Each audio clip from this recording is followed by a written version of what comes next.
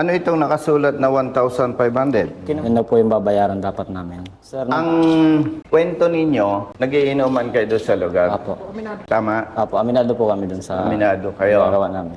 Nadatnan kayo ng enforcer, sinuli kayo. Apo, pinuntahan po kami, diretso na po hiningihan kami ng ORCR, then license. Then Tapos ticket na po sinabi, agad. reckless driving, driving under the influence of liquor. Ano pa? Dito po sir, naglagay po sila dito sir ng overspeeding. Overspeeding. Ay, nagiinuman kayo, di ba? Apo. Ba, Nakaparking po yung mga motor namin sa taas ng nako. gutter. Ako, 100% Brother Matt, naniniwala sa kanila. Dahil mismong post ng hepe ng traffic, Brother Matt, tumutugma sa statement nitong mga riders. Kung December 3 kayo nahuli na impound ang motorsiklo, ngayon ay December 23, 20 days na. May tanong, naghahanap buhay? Apo. Saan? Sa rayon ng Electric Philippines So, Corporation. 20 days ka nang naperwisyo, wala kang motor. Apo. Ikaw, nagtatrabaho. Jason po. Ha? Jason. O di, naperwisyo ka. Wala kang nagagamit na motor. Ano? Alas po. Sir, Ikaw, sa Advance Energy po. ganun din. Service mo yon. Ikaw, Rayonan po. nagtatrabaho ka rin. Kung kayo sasang-ayon sa akin, hindi ko kayo pinipilit, ayusin natin to. Tapos, magsasampa tayo ng kaso. May abogado tayo. Okay lang po sa amin. Gawa po ng na-perwish po. Tama. Good afternoon, brother. Saka sir, nakailang balik na kami sa Twitter din sir. Mga nakailang beses na bumalik. Ako po sir, 6 na po. Sila 6 na balik na ikaw. Ikaw, kami, Halos, ano, 5? Ay, ikaw 3, tapos kami po 5. 5. Kasi pinapalo up po namin talaga. So, ang dami na nandan nyo sa kanila. Okay lang sana na maperwisyo kayo kung tama ang pagkahuli. Apo. Lagi lang sabi sir, bumalik daw tapos tatawag daw. Antay na lang daw po ang tawag ni Chief. Yun lang daw po ang palagi po nila sinasabi sa amin. Hindi naman tayo nang huhusga sa kapwa, Brother Matt. Ang aking nakikita, naghihintay ng areglo. Apo. May nagsabi ba sa'yo, nag-message na ganito na lang bayaran mo? Meron ba? Meron po. Nandun na rin Meron? po yung evidence namin. Sa'yo, magkano ang hinihingi? Lahat po kami tag-2K. Tigto 2,000. Isang okay number na. lang po ang kinontak nila, tapos magsabi na lang daw po. Sa akin po yung nang Sa kanya po unang tumawag po. Sandali po, Tapos tumawag nag-text po. May tawag pa? Una po tumawag. Na-record mo? Hindi po kasi di naman po alam niya na yun Ito, po. may number siya. Yan. Ay, tama yan. Very good. Tapos ito po sir, nakapangalan. Taga-munisipyo daw po siya. Pero nung tinanong po namin sir, hindi po kilala. Hindi, pwedeng yan ay asset nung Oso. nandito sa enforcement unit. Kasi kung hindi sila kasali dyan sa anomalya na yan, di dapat nirelease na yung motor ninyo. At sinasabing may mumultang 1.5, ipagpalagay kung naniniwala silang tama, Brother Matt, yung kanilang ginagawa. Dapat hindi na inabot ng 23 days, 20 days. Oo nga po. Yun po ang binabalik po namin. Binayaran na yung multa, na-release na. Opo. At hindi naman namin kayo tutulungan kung tama ang kanilang ginagawa laban sa inyo. Yung isang nga po namin sir, kasama na Nag-arkila na po ng motor pa Magkano? Macau. kasama po yung 11,500. down payment. Uwi lang po nung Makauwi lang po. Kung hindi ko gawa po nung kailangan. Kailangan yan, may resibo siya, sabihin Meron mo. naman po. Magdidemanda tayo. Kasi pag pinayagan natin ang mali, mauulit-ulit, kawaawa ang biktima. Malinaw yon, ha? Wala naman kayo dapat ikatakot. Dito tayo. Dito. Good afternoon. Kumusta? Afternoon po. Ito, sasamahan ko lang. Opo kayo, riders. Padayo mo muna si ano? Si boss. Thank you, brother. Yes, sir. Yes, sir. Maganda nandito si Tayo Kap. sa ano, nagkita tayo sa Manongs. Oy, si. Nagko-picture ako sa iyo. Parang mas bata ka pa sa akin. Mas natatandaan mo eh. Nga pa. No? Siguro mga 1 month ago na. Hintayin lang natin si Hepe. Kaya po namin nire-record, binibideo, Apo. para aware yung law enforcement natin, personnel, and the motorists. Ano ba yung mali? Ano ba yung tama? Tama po.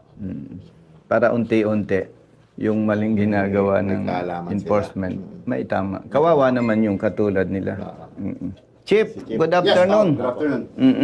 Sensya ka na, 23 December ngayon. Okay lang. Half day, pero dahil si Kap ay pumunta sa'yo, Oo. blessing sa inyo. Brother, ito public service, public awareness, advocacy. Umpisahan ko na, Chief. Okay. Actually, 5 ito eh. Opo. Yung isa, umuwi ng Bicol, nagrenta ng motorsiklo, magkano? 11.5 po. 11.5. Point by point tayo para mas malinaw. Nire-respeto natin ang POSO, Enforcement Unit ng Binyan. And as advocates kami, hindi namin pinapatulan yung sumbong na baseless at talagang may paglabag. Ang aligasyon nila, nag-iinuman sila dito sa isang parte ng Binyan, which is may nabanggit na Timbaw. Opo. Okay. Ang sabi nila, nag-iinuman sila doon. Dumating ang enforcers mo. Hinuli sila. At sila ay tinikitan, reckless driving, driving under the influence of liquor, overspeeding, may others pa. Nakapublic naman, Hepe, yung iyong post. Basahin ko, Hepe, yung post mo. Timbog ang 5 katao sa ginagawang racing ground ang bahagi ng Timbaw Road malapit sa Calax. Naabutan pa ang kanilang inuman session sa lugar at hinihintay mawala ang mga dumaraan bago magpaharurot at mag-exhibition. So base dito, totoo ang kanilang sumbong. Nagiinuman sila. Questionable, Hepe, ang charge ng enforcer mo.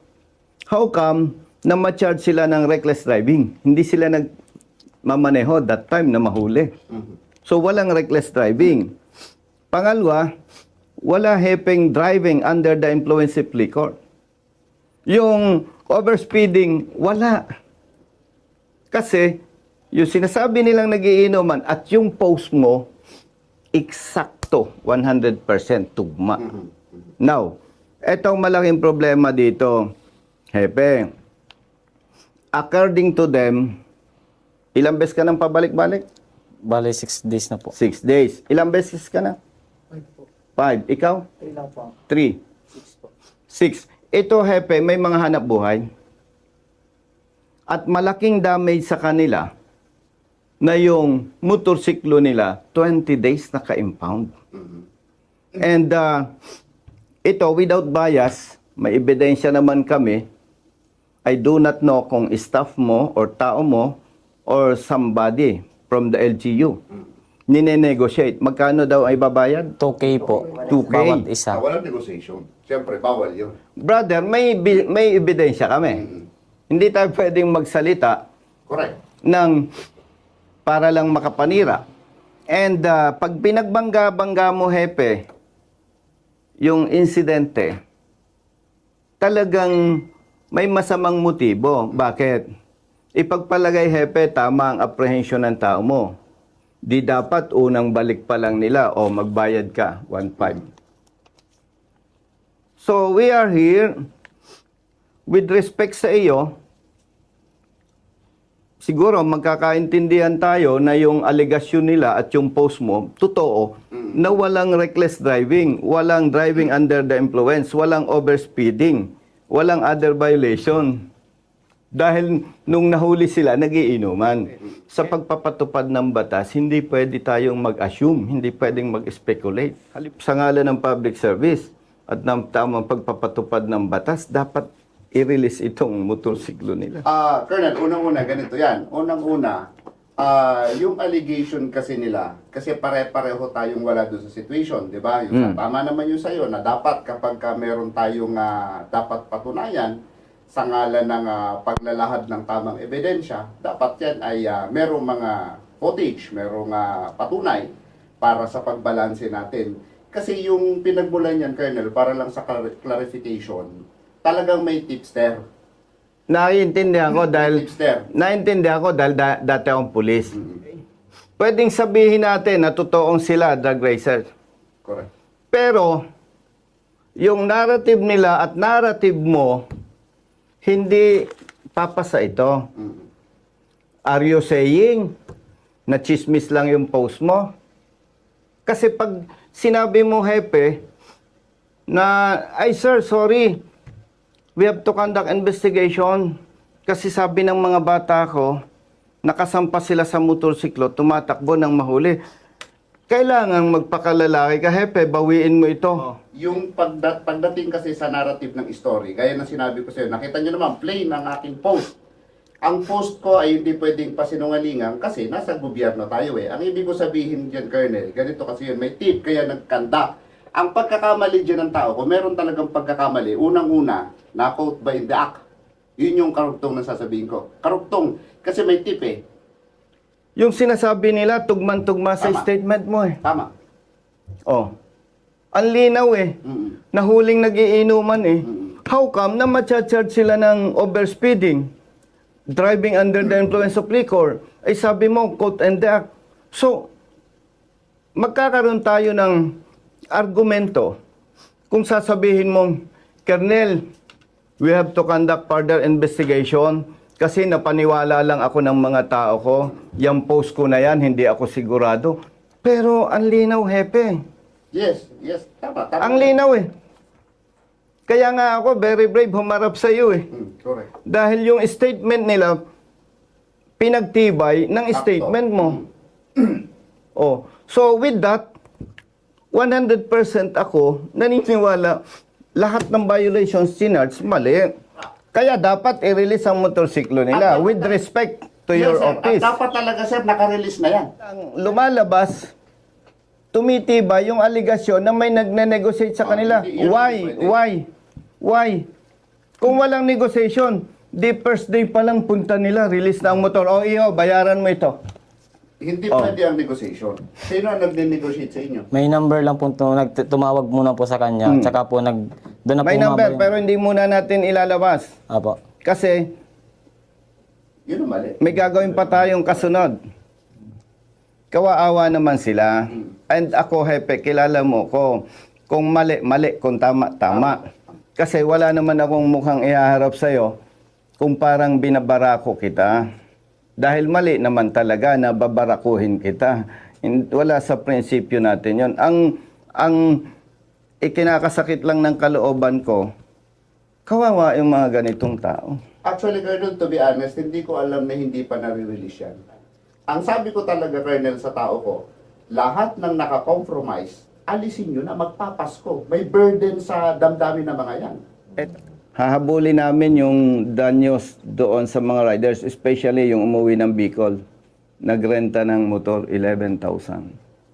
And our intention here is to correct yung maling ginagawa ng tao natin. Katulad yan, kawawa itong mga to. Eh kaya bumili ng motorsiklo, inconvenience sa kanila, yung mag-commute. Itong ticket talaga, last ako ang touch nito. Last touch ko to eh.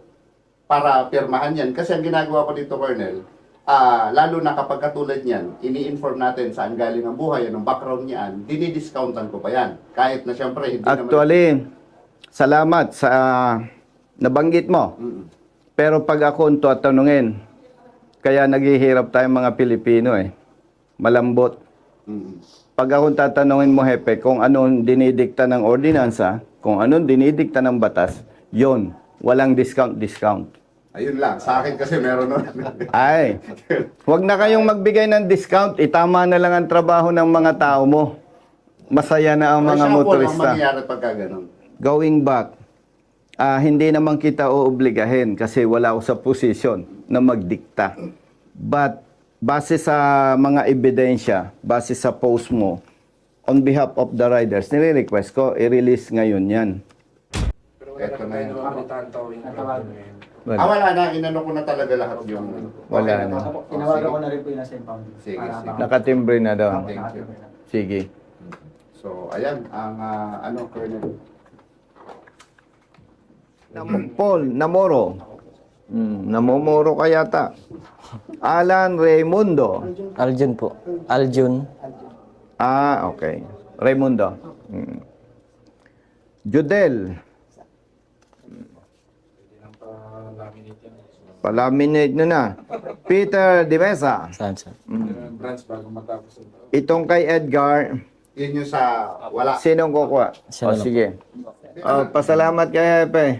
Maraming salamat po, Chief. Supposedly, wala ka na dito sa office. Pero nandito ka. Pero Brother Matt, naniwala ka na sa akin. Meron akong special gift from God na alam ko yung positive na lakad at magne-negative. Imagine, half day na sila pero di ba? Updates. Babiyahe pa sila ng Bicol. Inihintay yung motorsiklo Pero nila. taga saan kayo? Mga Taga Bicol taga po saan kami kayo? lahat. Nung nandun kayo, hindi kayo mga taga Timbaw. Hindi po. Taga Loma po kami. Nagbo-board lang po kasi kami dyan para pumalapit sa company. Opening salvo namin sa January 2026. Magsasampa kami ng kaso. Mabait ako, Hepe, pero pagdating sa batas, gusto ko mabagsik tayo. Para masupil, magbago. So, maganda, makaalis agad tayo. Para Apo. masaya. Baka makabiyahe po mamaya madaling araw. Ito mga ito. Hepe, samahan ko na sila sa impounding.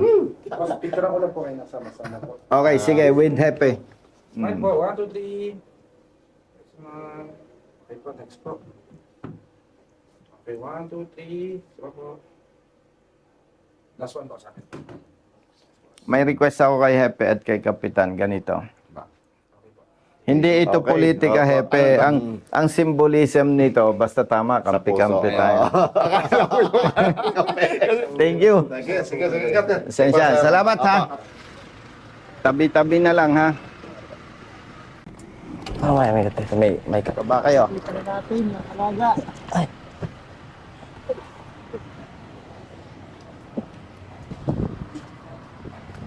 Asan yung in charge dito? Saan nag-i-stay? Brother, ikaw in charge? May order na yung release ng motor nila, ha? O, dyan na lang. Sige. Tabi-tabi. Brother, balita. Ito po yung tumawag po sa inyo. Anong problema mo? Ang sa akin naman po, nakarehistro po yung motor ko, may lisensya din po ako, kompleto po. Tapos, ang ginawa po, ang violation ko po yung sa power pipe po. Ang ginawa, di ba po, Sinukat ba yan? hindi po ginamitan ng decibel ko. Taga saan ka? Sa ano po ako na-away, Santa Rosa po, pero sa Kailan ka nahuli? linggo po. Nung kinakausap ko po yung naniket, ba't po nila i-impound, dapat po ticket lang. Ah. Tapos kung sakaling mali po yung pipe, dapat yung pipe lang po. Oh, tama. Hindi po nila po ako kinausap, tumalikod lang po, tapos impound daw po talaga. Bilisan nyo, mainit. O kayong apat, makinig kayo, ha. Kung may pangarap kayo sa buhay, ito ang tatandaan nyo. 1. Huwag magpapatakbo ng sobrang bilis. Dahil kapag mabilis ang takbo mo, nagka-problema, malamang mamamatay ka. Okay? Number 2. Huwag sasakay sa motorsiklo na walang helmet. Dahil kapag wala kang helmet, maayos ang takbo mo, nasabitan ka na ibang sasakyan, natumba, mas matigas ang semento kaysa ating ulo. Kaya kapag wala kang helmet, nagmumotorsiklo ka, pwedeng buhay ka ngayon, bukas mamamatay ka. Malinaw. Pangatlo, ang ating opisina 24 oras bukas. Isa lang ang pamantayan, ha? Basta tama, kampi-kampi tayo. Malinaw? O sige, mag-ingat lagi. Maligayang Pasko, brother. Merry Christmas. Okay. Sige. Balikan agad yun sa tropa, ha? Okay. Inimpound ng bata mo yung motorsiklo niya at allegedly open muffler. Parang wala naman tayong ordinansang ganon.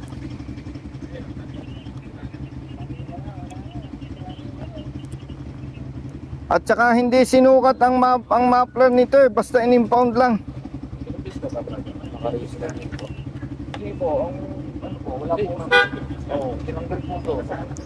Ay, oo. Paano i-advise natin dito? Kawawa naman to.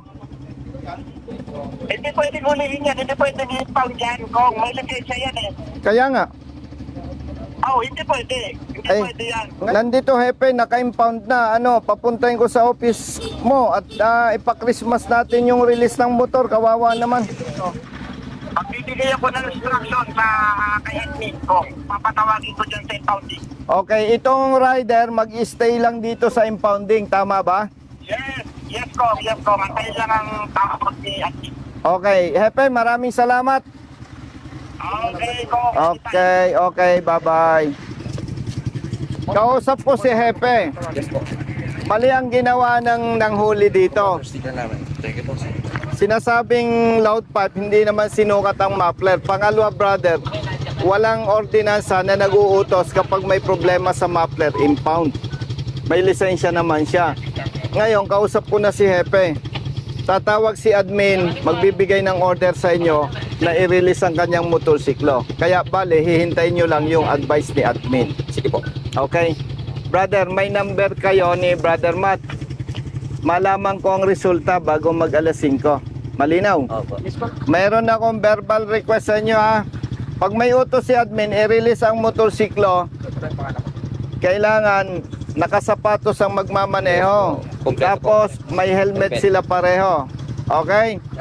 Yung bang muffler nila saan napunta? Confiscated na po sa office. Nasa office. Brother, mali yung ginawa sa inyo. Hindi sinukat ang sound level ng motorsiklo. Okay? Kaya malinaw, mali ang pagkahuli sa inyo. Ikalawa, in-impound ang motorsiklo. Kaya after Christmas, pupunta kayo sa opisina ng Hepe ng Poso Binyan, i-claim natin yung muffler. Bakit? Kasi mali ang huli. Malinaw? Okay? So, kumuha ka kung ikaw magmamaneo, may lisensya ka. Magsapatos ka, kumuha kayo ng 2 helmet. Meron po. May verbal request ako sa 2, hindi ko kasi pwedeng utusan dahil hindi ko naman sila tao. Kailangan marirelease ang motorsiklo nyo, may helmet kayo, at bilang ikaw ang magmamaneo, nakasapatos. Okay?